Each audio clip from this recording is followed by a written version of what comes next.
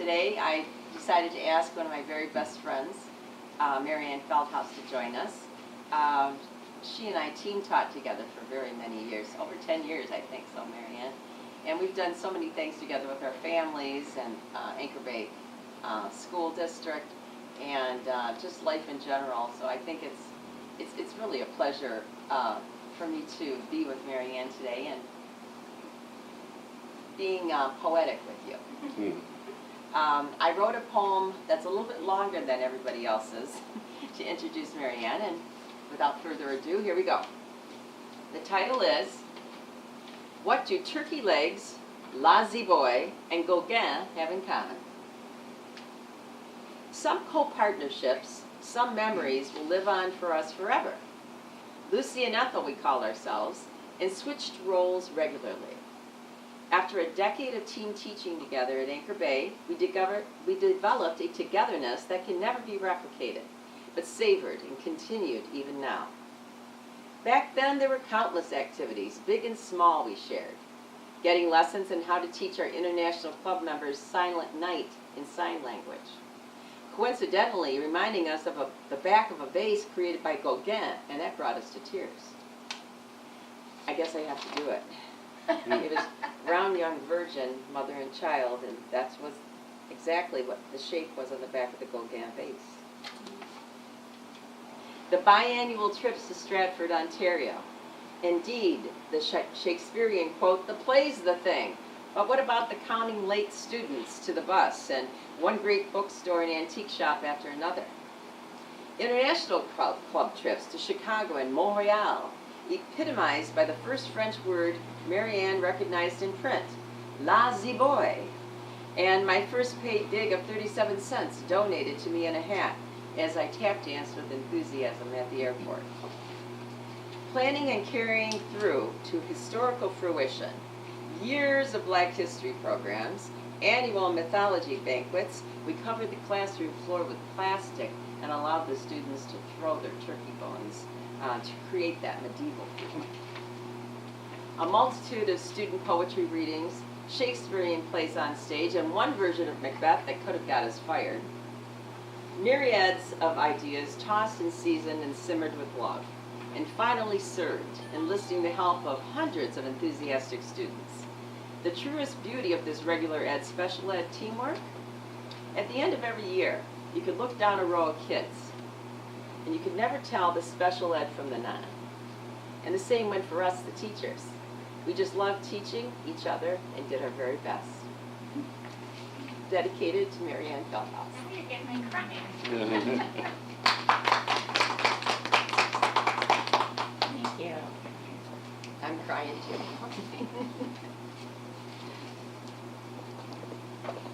As Joe said when he was giving his presentation, some of those things need some explaining. So if anybody wants an explanation, see Debbie or me. I'm not a poet, but I like to write poetry. And Debbie has always encouraged me. And she asked me to do this today, so here I am. I have a favorite author that I met once. I was very pleased to meet at a book signing in Birmingham, Michigan. His name is Chaim Potok. You may recognize his name.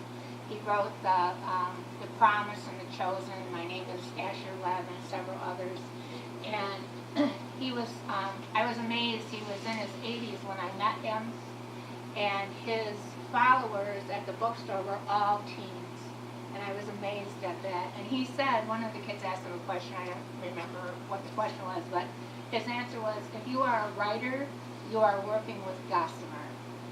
And I love that, and I quoted him several times. So I wrote a few poems, and I have to see where I want to start here. I should have had these in order. I'm missing the one I want to start with.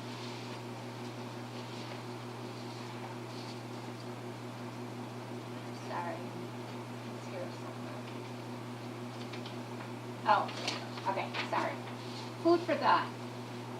Would you agree that one's mind can feast on a recipe of words? That authors can craft gourmet images? I admire the written word. Prose and poetry can skip along at a cool pace, sometimes feeding us succinct descriptions, sometimes nurturing us with hope-filled dreams, sometimes choking us with a bit of lively levity. The written word is capable of serving the reader wild escapes and escapades. It can imprint a partaker's brain with fictional memories. It can cook up characters who become friends for life. It can bolster poisonous enemies to fear for eternity. It can sear a bit of terror into an unexpected heart. Yes, I admire the power of the written word, penned at the hands of articulate chefs. A dash of idiom here, a pinch of irony there, a steaming, stewing pot of drama, well blended with authorization, then set before us with bound precision, prepared to be devoured. Making us hungry.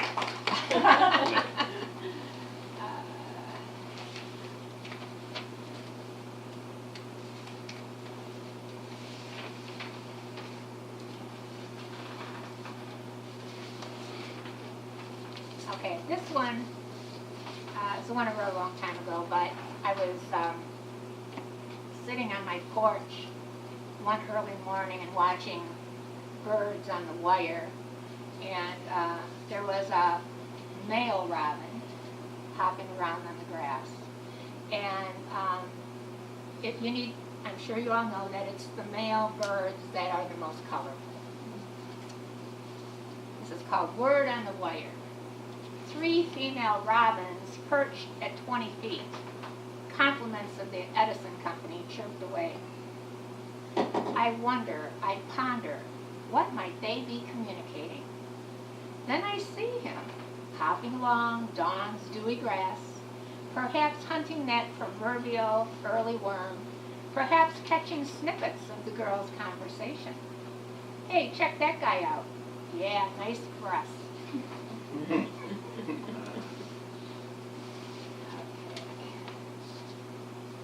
What can I say? You excite me. You've taken so much from me. Why did I always fall for your desirable possibilities, your insistent deceptions? You inspire me with your bright countenance. You coax me with your bells and whistles. You delight with unexpected little treasures. You lure me with sweet nothings. You offer me promises of riches, yet you disappoint me time after time. Truth be told, you beat me. Still I come back for more, ever hiding my bruises. Why can't I turn my back on you, just walk away, get my coat, make my way to the door, cash in my chips? Why can't I, damn slot machine? Come on. Okay. Again. One more, Deb? Sure. Okay. I guess I'll do this one. This is a new one. Not so buried scars. So often we ask, do you remember what you were doing when? I was traveling north on I-75 when Elvis died. I was sitting in my 6th grade desk when Kennedy was shot. I was watching out the window when the tornado struck the town next to us. I was lunching with my husbands at Captain 2, my husband, not husbands, at Captain 2 when Oklahoma was bombed. I was teaching in my Detroit classroom when the Challenger exploded. How about Pearl Harbor, Hiroshima, Bobby Kennedy, MLK, the race riots, Columbine, 9/11? Perhaps people 20 centuries ago asked the same question. Do you remember what you were doing when the stars shone brightly in the east? When Christ died at Calvary? When the rock was rolled away?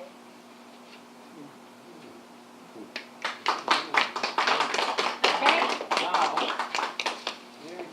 Did you want to talk a Oh, little bit okay. about your Since retiring, well, actually I did this before I retired. I've been an antique dealer for a long time, and I do have a few things that I've made. I like to craft things, so I have some bracelets and a couple zipper flowers over there. Everything is made from reclaimed and antique beads and some newer beads and wire and that sort of thing. So the store that I'm in, I do not own the store. It's in Marine City, Michigan. It's called Back Porch Antiques. And if you're not doing anything, come and visit us. Marine City is becoming quite the up-and-coming little destination town. There are lots of good places to eat and lots of fun stores to explore. and theater too? Oh, theater, 2 theaters actually. Yeah. Yes, 2 theaters. So thank you for listening to. Thank you, MaryAnne. Well, that's a hard act to follow. You really got me thinking. As much as you know a person, you learn one more layer. It's like peeling off an onion or something. And I learned even more about you today after knowing you all these years. I love the written word too. Mine are, each one, I have a whole bag full. I write with M.L. Liebler and a group that meets in St. Clair Shores at the library, 11 Mile in Jefferson. Been writing with them for 20-some years, and then I wrote a book of poetry about dance. I got out of having to write the formal thesis to get my master's degree in education with a concentration in dance from Wayne State. And I would meet with Liebler once a month rather, and we'd share the poetry that I had written about dance and have hot tea and rice pudding. So that was a much more pleasurable alternative to writing a thesis. And so my book of poetry about dance, someday I should publish it, but I'm reading some things that are from more recent times. I have no particular order. This one's called On Becoming Victorious, not perfect, but victorious. Become your best at diving, perhaps. Point your nose straight down into the water, squint tightly, and aim your gaze at that minuscule water molecule that you want to divide. You hit it right on, and you parted the water like Moses would. But this arduous and daily ritual is not what makes you good. You become your very best only after you read up Mice and Men, and maybe Macbeth. You start to stand out from the rest only after countless sessions of Mortal Kombat, where you finish him. You make the Olympic team only after moving your grandma to the nursing home, and somewhere between the stench of urine and old people moaning, you learn how to soar like a hawk off that bouncing plank. And you create your own kind of success, your own style of victory, not perfect, but molded by every breathing moment when you were literally miles from the chlorine.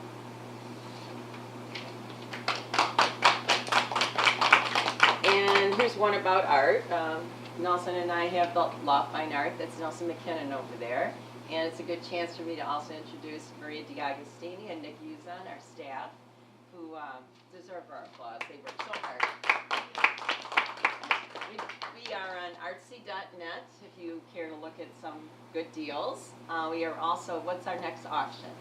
On Jasper52.com, and it goes live Tuesday night at 9 p.m. Thank you, Maria. So Jasper52.com, you'll also see some very good deals. And we also have hundreds and hundreds of posters like the ones in the corner. If you care to make an appointment, you can see them in person, right over on Crocker and Harper. So there's cards by the door. Okay, back to poetry. This is called The Arts Are the Windows to the World. Even the weakened ankle of Michelangelo's David, these microscopic holes of Tuscan marble that threaten to crumble the imperfect perfection of creativity. It's imprinted on all of us, never be destroyed. Since 1873, inside the Gallery della Accademia di Firenze, this outstanding work has inspired millions, with the right leg perhaps a bit too straight for those who analyze physics. An Achilles heel that plagues yet simultaneously delights the art lovers in its presence. Perhaps the Polish-American artist Marian Osarski, who taught at Orchard Lake, was moved to sculpt by this master Michelangelo. The sinewy and shiny smooth metal of this disc thrower's quadriceps could easily be made of the same Tuscan marble and in danger of extinction, but they stand here before you. They will not be silenced. And for all the young dancers, musicians, and aspiring poets who study and sweat through countless rehearsals and countless rewrites, their movements, their words will continue to inspire and delight. Small local stages and large Carnegie Hall productions, local bookstore signings, and the prestigious Nobel Prize. One cannot stop creativity, and our world will continue to support its love for it.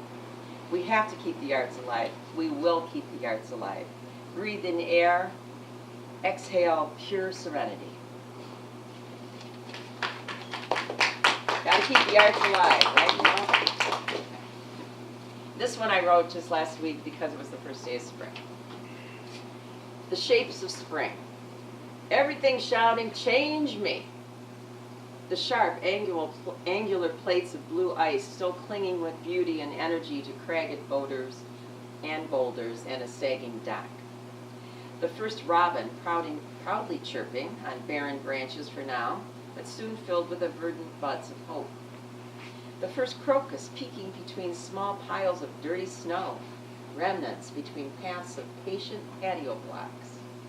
The first kids on the block shooting baskets and playful insults, puffy parkas replaced by t-shirts and baseball caps. The shapes of shadows in the western sky, and more sides to them now, with longer grins at dinner time. Okay. And the last one, I hope it's funny. Just because I smile a lot doesn't mean I'm nice. Just because I smile a lot doesn't mean I'm nice. If I try to be direct and show a decent amount of anger, it's mistaken for a hormonal slip or perpetuated from just not enough sleep. Just because I like to dance doesn't mean I'm a stripper. Just because I smile a lot doesn't mean I'm nice. If I shuffle off to Buffalo and shine on stage with verve and pizzazz, it's mistaken as a latent love of lust, or labeled as a has-been in a burlesque show. Just because I like to dance doesn't mean I'm a stripper. Just because I smile a lot doesn't mean I'm nice. Just because I like to laugh doesn't mean I'm happy. If I find the irony when my bathroom wall fell and bruised my skull as I was reading about forgiveness, it's mistaken as being way too understanding or real-life material for my act as a stand-up comedian. Just because I like to laugh doesn't mean I'm happy.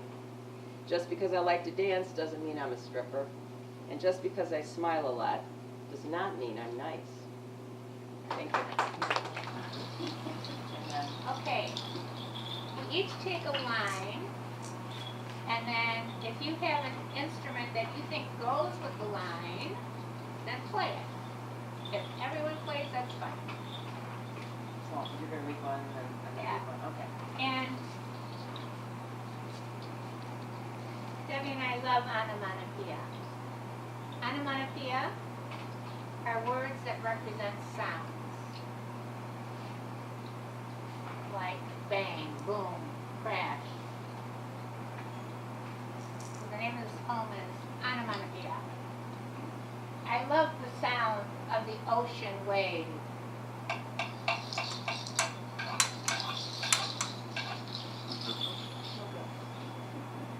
I love the sound of a barista's machine. We should have prompted you to do that, huh? I love the sound of a campfire.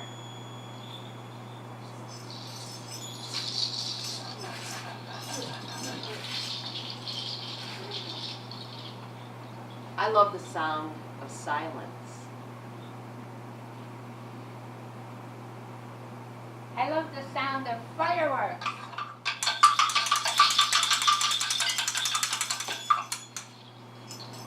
I love the sound of rain.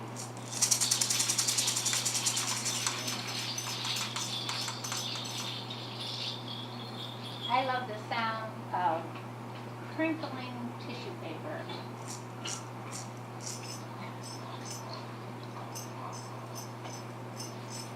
I love the sound of electricity.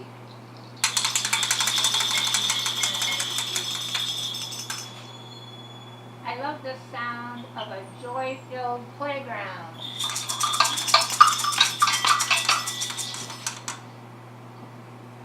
I love the sound of horses eating.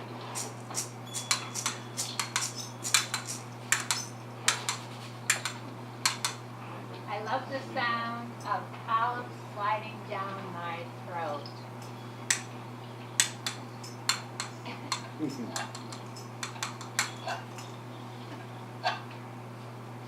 I love the sound of thunder.